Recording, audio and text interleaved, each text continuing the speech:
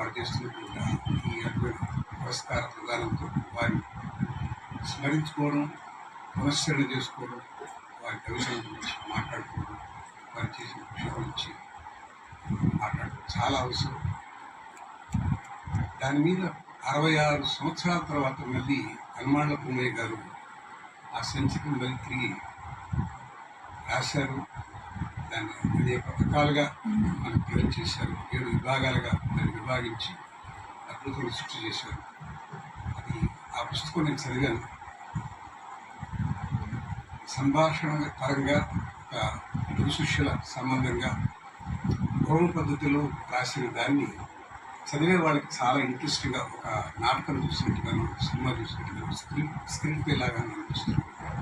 అంత గొప్పగా రాశారు. దాని వలననే నాకు ప్రతాప్ రెడ్డి గారి గొప్పతనం చాలా విశేషంగా అర్థమైంది.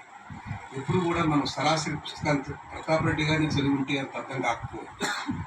నేను ఇటీవల కాలంలో నారాయణ రెడ్డి గారి కవితల గురించి నేను ఆయన అభిమాన్ని చాలా పుస్తకాలు ఆయన చదివాను, కానీ ఎందుకు ఇష్టపడతానో నాకు అర్థమయ్యేది.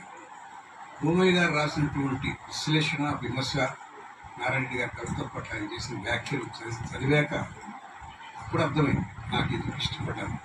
అంటే మనం అనేక విషయాలు మనం లాజిక్ లేకుండా, రీజన్ లేకుండా మోహంలో పడతాం. ఆ మోహానికి అర్థం ఏమిటో తెలుసుకోవాలంటే ఈ పరిశోధకులు విమర్శలు చేయగలిగినటువంటి మనకు అర్థమేట్టుగా చెప్పినప్పుడు కళ్ళకు కట్టినట్టుగా అర్థమవుతుంది కవిత్వం విశేషం. మనం మనంగా చదివితే, అంటే నాలాంటి వాడు పామరు చదువుకుంటే 2D డైమెన్షన్, ఇలాంటి గొప్ప విమర్శనం చేయగలిగినటువంటి వాడు ఆ కవిత్వంలో ఉన్న లోతుపాతం చెప్పిన వాడు చెప్పి 3D డైమెన్షన్లో తెలుస్తుంది. హనుమాన్ల భూమయ్య గారికి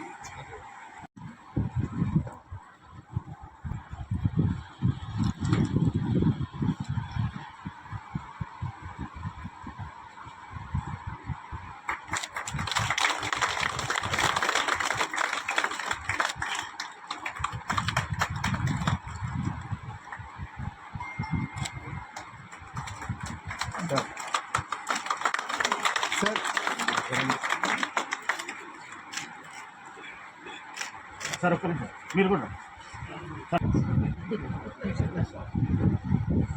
సార్